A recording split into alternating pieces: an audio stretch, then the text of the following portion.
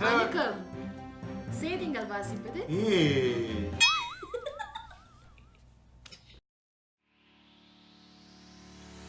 Hello everyone, welcome to episode 11.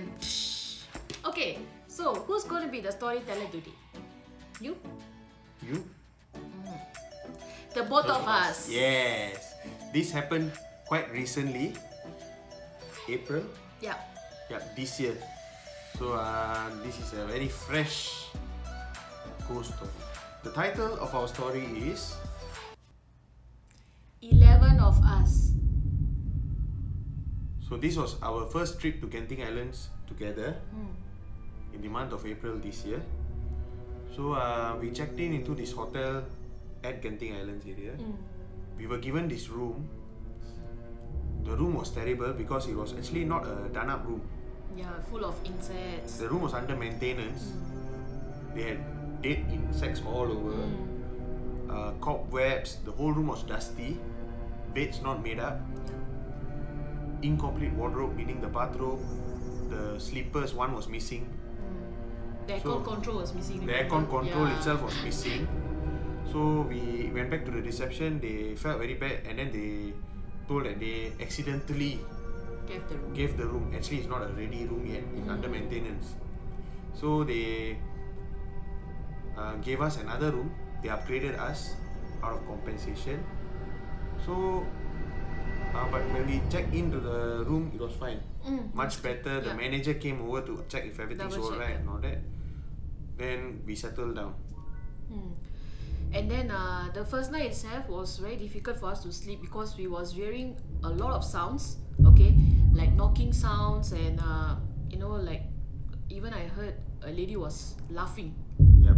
Yeah, and the time was I really remember it was like around 1 or 2. Yep. It was Isan. And then you remember which floor was it? I think 15. We were in the 15th floor, 15th floor, yeah. and the laughter was coming outside of the balcony. Yeah, but outside the balcony is Forest. It's like hills, cold and all that, everything. So who was laughing out there and all that? And then upon hearing that loud scream, right, we could hear tolong from a distance, which is hell. So we were like a bit confused that night. That was our first night there, and we were like, oh dear. Yeah, couldn't sleep. We couldn't sleep. So we were like, okay, never mind. We are very tired. The journey itself was very tiring. Yeah. We were there for 4 days, 3 nights. So the first night was a bit horrible, tiring also. Because the next day, we were actually having a lot of plans to actually go here, go there, and all that. But then we woke up late. Yeah. Then we went to the indoor theme park because the outdoor theme park was not ready yet. Was not ready, yeah. So we couldn't do much. And the indoor theme park was more like for the kids. Yeah. And some of the rides when I take a look at it, it's like can definitely make us nausea. Yeah. Because it was like here and there quite vigorous the rides. So we didn't do much. We just went there for relaxation. And then that night was not too bad. It was seriously not too bad. And the following day we went to the temple right below Genting Islands. And then we went for lunch and all that. We were just like relaxing lah. So there was in the hotel we stayed, right, there was this Thailand restaurant cum bar kind of thing. So and it was run by these North Indians. Yeah. So we took a look from outside. Then we were like, okay, let's go here for dinner. Yeah, because over there food was a bit difficult. Fast food are not able to come there because of the rain and all that. Like there's totally no fast food. Yeah. So and the restaurant food also. The hotel food itself, I wouldn't say is great. Yeah. And it's expensive in ringgits. Yeah. Then we decided, okay, around 7 p.m. Let's take a trip to the bar and restaurant. Let's have a good dinner and then we can start packing our bags and all that. So when we went to take the elevator, there was already a few families around us. There was this couple, a family, including 2 babies. This old man, and then there was this North Indian lady from India, and there was this Filipino with this huge luggage bag. Yeah, it was very huge.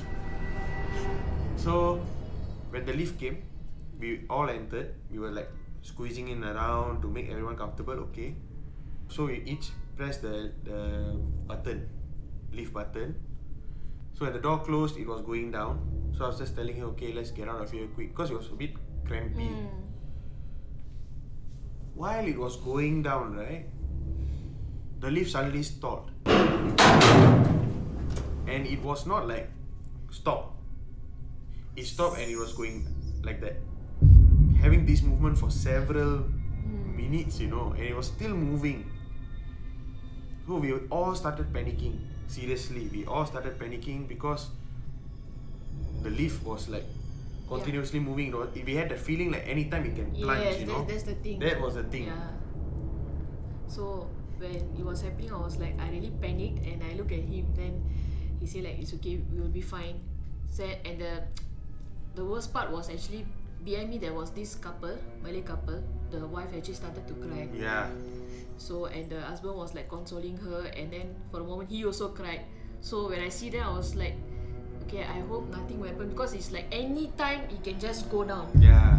And then at the same time, behind this side of us was a family, was having a baby, you know. So it was like very worried. We don't know what's going on. So when this all was happening, the shocking part was, in front of me, near to the buttons to press the lift numbers, right, there was this Filipino lady. When we told, right, she was holding, she was carrying like a huge luggage. She was the only one didn't react. Yeah, she was very calm and collect, like. Yeah, she was just looking around like as though she's in some kind of Sentosa.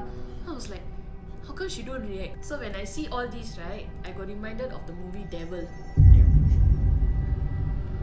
Yeah, we don't know like who to suspect and what was in the luggage. You know, like it was like that, you know. And then so if every one of us were panicky and all that, we all will be like pushing each other around and all that. So I started to actually crack jokes, calm them all down. So I went to the couple. I tell, is your wife okay? Sister, don't worry lah, the lift will be okay one, and all that. And most of them were Singaporeans. We were all stuck in this lift, you know. Yeah. So I think after that, we pressed for the help, the button. We pressed for the help button. Nobody answered. Nobody answered the alarm, no. So after a while, I was actually disturbing the baby and all that, like making everybody laugh, happy lah, because we don't want a panicky situation. The operator answered, hello, yes, like that. So I went in front. I say, hello, we are all stuck in the lift. Are you able to see us? Are you able to hear us? I was like, yeah. How many of you all? Then we were like, there's I think 11 of us, and we have babies. Can you understand? Can you understand the urgency? We have babies. We have a lady panicking. Can you all send help? Okay, which hotel room are you all from? Yeah, when we heard that, we was like so angry. Then behind the one of the men started shouting lah. I mean, we are trapped here, and you're asking which hotel and this. Then he also said that how come 11 of you are inside? Yeah. How come you're not supposed to be? I was like, hello. The lift was the lift capacity was about like 16 or 18 people, adults. We were 11 of us only, including 2 babies. So, and he said that we actually the lift was overweight. Yeah. So it stopped. So we were like thinking, what's going on? He said, you okay? No? Then the couple's husband, right? The husband, he made noise. Hey, gila or what? Use your brain lah. You can see from the camera, all of us not so big, what? Know that. And then we figured out that the person was not local. He spoke in a dialect, like a slang. A slang. Then we realized, okay, so who's the one talking to us? Then we all were like, comforting each other, keeping calm. All of us suddenly kept quiet because we heard footsteps, and like each footstep had like those like a bunch of keys, you know. And from that side of the lift, right, we heard somebody say, "Hello, hello," like that. So the guys, the families, all right, they say, bro, have to talk lah.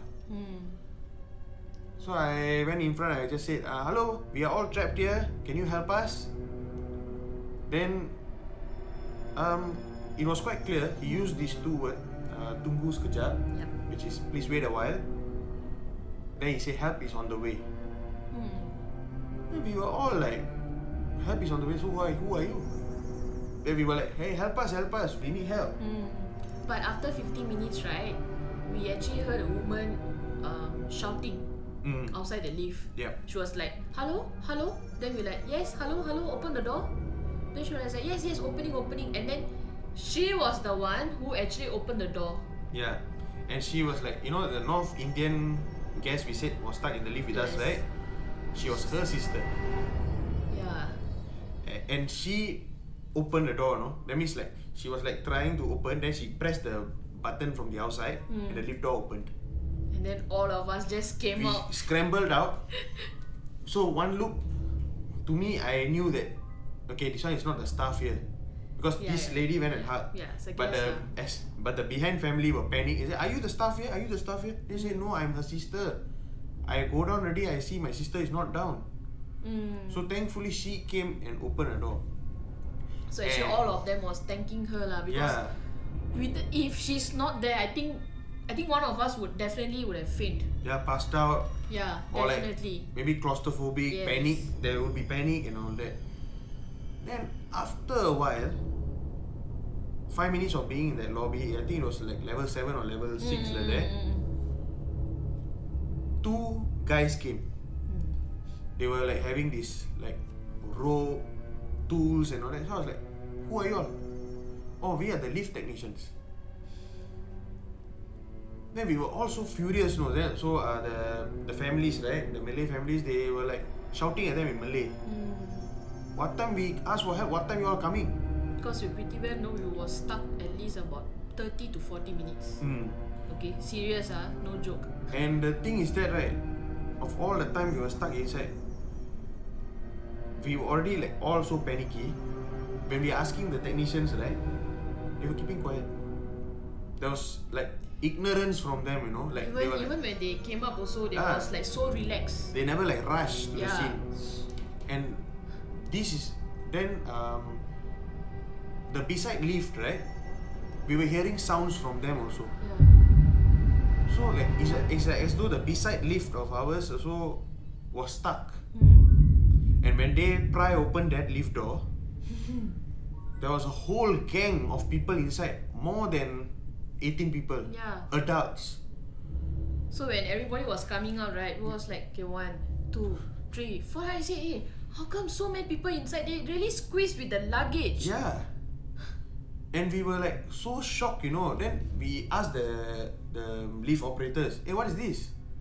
Then they said that this system is, if one lift is overloaded and if it stops, right, the beside lift will be affected. Where got such thing? Then after the air is cleared, right, like we were like, okay, never mind, let's take another lift, let's go down, right? Something struck in both our minds. Who was the person with a bunch of keys who approached us earlier? So I asked, "Hey, you two, are you all the only two working for this shift or not?" He said, yes bang. Yeah, we just only came. I said, "No, there was another person with a bunch of keys and he talked to me. He said, 'Tunggu sekejap, help is on the way.'" And that fella said, "Sorry sir, we are the one in charge," and he had a bunch of keys. That's when all of us, right, including the other families, we all quiet for a while. Who's the one who spoke to us? So despite these, the main thing was like, who is the guy came? Who's the one who came? Yeah. Like consoled us, like so-called like Told us like just told us, hang there, hang you know. there, Yeah. help is on the way. So until now we don't know who was it. So the other families went to make their complaints. So did me and my wife. We went to the manager, the night shift manager. He was a nice person. We spoke to him. We told him what exactly happened. The ignorant telephone operator who hung up the phone on us, the lift, when we pressed the alarm. He said that they are the security, and the guard, only one guard for the night, and he's from Nepal. How? Like, I mean, how can you entrust like that? Then we said, there was one person who came and alerted us, I would like you all to go and see the footage. Somebody came and told us, wait for a while, help is on the way. And he was like a bit shocked. He also said, no, there's only 2 lift technicians doing their duty today. And to our footage, we actually saw everything already. Only 2 of them came up after you all came out of the lift. So we were like, who's that? Is it who's like this person or who's that? Or we can maybe like a guardian angel. I don't know what was that or so what do you guys think? Could it be a hotel guest? Or was it something else? Like, could it be someone who actually passed on during the buildings, the construction of this building, or was he a lift technician before? You know, until now we are clueless. No? We don't have an answer to this. So what do you guys think? Please comment below. We'd like to know what you all think it is. Yes. And you know what's the best part of this? This actually happened on my birthday. Yep. We were stuck on the lift, right? That day was her birthday. And if you know means you told that it was my born time, right? Yep. Remember? Her birth time was 8:36 p.m. and we were stuck there the whole time. When we alighted the lift, right? When we got off the bloody lift, I checked my watch, it was 20:36. So we mentioned this to the other families who were with us, and they all like, they didn't laugh about it, they were very concerned for her. She was like, maybe this is a rebirth for you. It was like, you know, when even they argue, then they actually got to know my birthday. They say happy birthday. Yeah. And we were happy that the sister was crying, right? She was okay already by then. She actually freaked out. So we were all like friends, like we all like laughed about it, we laughed it off. But still, the one thing remain in all our mind is, I believe they are watching this video also. Yeah. So until now it would be still like a mystery. Who or what was it who talked to us?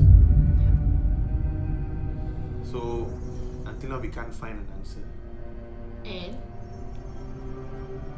it actually didn't stop because a month ago it actually happened here at our own block. It's quite freaky because it was not one incident, it was 2. So the first incident was early last month. It was a Saturday night. I think around 1 AM. We were watching some movies. I can't really remember which movie we were watching, but it must be a horror movie lah. So while watching the movie and all that, we were like relaxing and all. The both of us, we heard the lift alarm sound. It was like kring, kring, like it was not like accidentally pressed for a while. No, it was long ones, like calling for help. So I look at my wife. My wife looked at me. She was like, "You can hear that?" I said, "Yeah, I'm hearing, but maybe some kids or some people playing with it. We don't know." Then after it struck in my mind like, "Hey, it's 1 AM." Yeah. And it kept ringing. And this time was like, it was quite near because my house, the way is once you exit my house, you turn left, you walk a while, the lift come already. So it's quite near. So I was like, just get me my shirt. I would like to go and check. So I wore my t-shirt. I told her, you just wait you wait at the doorstep. If anything there's an emergency, you call for help. I told my wife lah. So I walked there. So she was like, you be careful you be careful, because the bell sound was loud. And surprisingly, the surrounding neighbors here, none of them came out. So all the way when I was walking, right, I'm hearing kring, kring, like that, It's like people are asking for help like that. So I walk fast. I approach the lift. There was a lift there. And then when I press open the lift, right, from outside, the lift opened. There was no one. There was totally no one. So my wife was from there calling me, asking me. Yeah, because I immediately took the phone and I went out. Yeah. And I asked him, who? Hey, look at the lift, there's no one. There's no one. So what we did was, I thought maybe the person coincidentally maybe passed out in another lift. We sent this lift down. We pressed the lift up so that lift came up. There was no one. No one. So was it like a coincidence? Somebody was really stuck there and managed to go down? Or what? We don't know. And then the second incident, it happened actually late last month. I think he was going. I think we are going shop, to buy food. So when we just went out lah, cause what you say, when you go up is the lift there, so we're just waiting. Because our lift system is something like only one lift will operate. Yep. That's the irritating, that lift will be on the 9th floor. This will be 5th floor. By right, this is supposed to come, right? But it won't come. The 5th floor one will come up. Yep. So you have to wait. So sometimes, when you rush to work, it may take a bit delay. So we're just waiting we're talking and waiting, and then finally the lift arrived. So the lift actually opened. I actually went in. He immediately stopped me. He told me, come here, don't go. I was like, why? Come here, don't go. So I was like, I know already. I asked him, you saw something, you saw something. And then he said, wait first. And then what he did was he went in, he just pressed 1 and let the lift go down. Then I was like, what's going on? So the next lift came, then we actually go down. And then once we out of the block, then I asked him what happened. And then he told me that I actually saw a woman standing at where we press the buttons at the corner, just standing. I was like, what? Yeah, because when the moment the lift came up, right, I thought there was actually someone inside. So when the lift door opened, it was not someone, it was something else. Very shadowy. This person figure was standing there in the lift. So my wife just went in, and then like what she said, I immediately asked her to come out because that thing was looking at us. So that's when I went in a very awkward position, not looking at it directly. I just pressed the button to go down. And at the corner of my eyes, when the lift was going down, right, that thing was still looking at us while it's going down. Yeah, that was another thing happened at our block. Two incidents. Yeah, so it's so totally 3 incidents happened in the lift. Yep. It was quite creepy lah. Yeah. I mean, more than the Genting Island, this is more creepy because it's happening at our own block. Yeah. Okay. So hope we have creeped you enough with 3 stories. Yep. Okay, and happened in the lift. So next time you guys be careful. Yep. Okay. And make sure when you all come back from these kind of places, like wherever it is, make sure you all wash your legs. Yeah, wash your legs because at times we don't know what we are stepping, or at times we don't know what What's kind of ground us, is it, yeah. what's following us and all that. So just wash your feet, I think should be fine. Okay. So our next episode will be on next Friday at 10 p.m. Do subscribe to our YouTube channel. The icon is somewhere around there. And follow us at our Instagram account. Until then, signing off, Varshan. Anju. Ciao. Ciao.